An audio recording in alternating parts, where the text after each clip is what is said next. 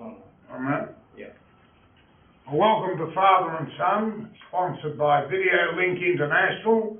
That's why you can see us on the website so clearly, and it all comes on very quickly. Well, good morning, Tom. Morning, Dad. Now, we've heard the budget reply from Abbott.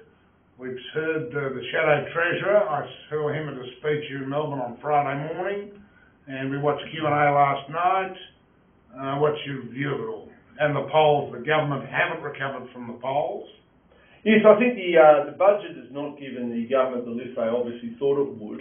People are seeing through things like the resources tax, which we discussed last week, seeing it for what it is, a threat to jobs and the big new tax. Now, the government, as a result, is stuck with the budget as it is. We still haven't seen Joe Hockey's formal speech to Parliament, which is going to come out in a day or so. But I think the coalition is doing the right thing by opposing the big new tax, the resources super profits tax. On issues of spending and so forth, most people said, well, what's in it for me? And the answer was, not very much, which was unusual, it must be said, for a pre-election budget. There weren't any big new spending programs. The key now for the Liberals is they've really got to, there's $9 billion in a couple of years to balance the budget out of this resources tax. The Hockey has got to show that he can save $9 billion because the government have an advantage if they say they're going to balance the budget in 3 years. I mean, the assumptions all look a bit funny to me, and you wouldn't know $1 billion is not much in the whole thing. Well, the old saying, $1 billion here and $1 billion there, and soon you're talking about serious money. You can't fight the assumptions of the opposition because they're done by Treasury. No, yes, this is the big issue. And it's the same in the UK election. The parties that won, the Conservatives and the Lib Dems, who are now the government, they both said our main goal is to restore fiscal credibility to the government and to the country. And it's the same thing here. The government is saying we'll be back in surplus in 3 years' time. That's 3 years ahead of schedule. And you're quite right. For the coalition to win the next election, they need to show that they can be in surplus at the same time or earlier. That's going to be difficult to do when they oppose the resource rent tax, because it's between $9 and $12 billion I think the idea of cutting out Canberra civil servants is a very good one, because the Liberal Party never win that seat in Canberra, and they're always going to vote Labor, and I think everybody's happy when you start cutting back the bureaucracy. Well, I've always thought you could stick a big wall around Canberra and not have any contact between it and the outside world. Would anybody actually notice? The answer is probably not. I've been going there for many, many years, having been involved in politics and with elders and things, and I've always vowed you never want to stay overnight. Getting out in 1 day is enough for Canberra. It's a terrible place. And the thing is about federal bureaucracies. State bureaucracies, it must be said, and to be fair, do provide a lot of frontline services. The federal bureaucracies are essentially involved in making policies and so forth. And when they do get involved in implementing a policy, like the Building Education Revolution, which is a disaster, the Pink Gas program, a disaster, they've got no idea what to do. So the average pundit, I don't think, would notice if you got rid of 5,000 or so federal civil servants. I agree with that. And the other problem is that they live in blissful isolation up there. At least the people who work in the bureaucracies in the state work in the city of Melbourne or the city of Sydney or even the city of Hobart, and they're interacting with the people of that particular community. Yeah, they have some idea about the real world. Yeah, Canberra's in blissful isolation. So anyway, the coalition's got a list in the polls.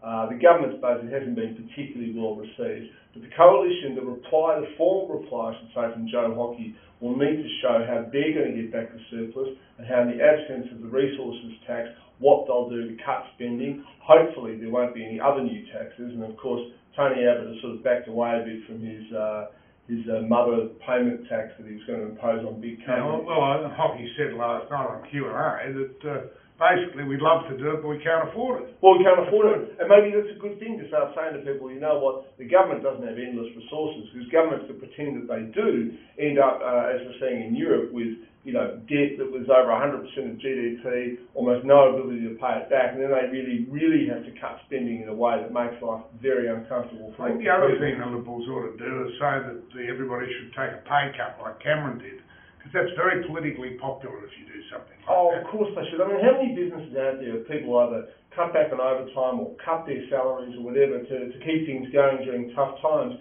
Why don't federal politicians do the same thing? At the very least, have a freeze on pay. I mean, they still get these automatic, increases that some pay commission just seems to think is a good idea. It wouldn't cost much money. Politically, it'd be a smart move. Well, now this time next week, we'll talk about what hockey came up with and how it fits in. Clearly, Mr. Rudd's becoming less popular. The deputy leader's gaining ground, but she came out with a very strong statement yesterday that, you know, Barry Hall's got a bigger chance to lose his job in full forward of the Bulldogs. Well, but she might say, but she would say that, wouldn't she? I mean, if Julia Gillard in her secret thoughts does see herself as leading the country one day, and I think she probably does, she's hardly going to come out and say that. She's sitting in a very good spot. She can sit there and wait for Kevin Rudd to trip up internally within his own party, which I think is, the union movement doesn't like him. The union movement pretty much loves Julia Gillard. She's got a bit to answer for because she's in charge of the education field. Yes, that's true. And she's not getting criticised enough for that. That's true, but her main rival within the Labor Party, Lindsay Tanner, is very likely to lose his seat at the next elections with the Greens. So, if the Liberals give him the preferences, he's gone. I think absolutely he's gone. So it wouldn't be surprising to me to see Julia Gillard not challenging, but being appointed. Well, if Rudd loses the election, she'll definitely. Absolutely, but let's say he wins narrowly, which I think is probably the most likely outcome. I reckon he'll last only another year. Yeah, I think you're probably right. Now, let's leave politics. The markets are very uncertain. Here we are, it's Tuesday morning here in Melbourne. What's the date? 18th of May? Yeah, the markets are very, very uncertain. We had a huge drop yesterday on Monday. The ASX fell 3.1%. Combination of the resources tax is hitting mining share valuations, and money is leaving Australia as we speak. So it is going to have a big impact. Secondly, the problems in Europe are just casting a pall, a bit like that volcano in Iceland, over everything. And thirdly, you've still got the worry here in Australia that interest rates could go up even further. I think interest rates are probably on hold for the time being. And this morning the markets are essentially flat as they were on Wall Street. So the share market is realising that money can't be conjured up out of nowhere.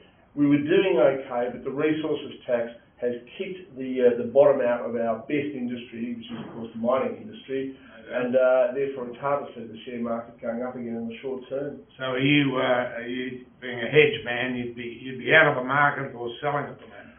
Yes, we've been going to cash, and to be honest, being a hedge fund, we've been shorting a few things, and that's done all right. But I must say, the future right now looks as murky as it looked back in the middle of the global financial crisis. Things aren't as bad now as they were then, but they're not all that great either.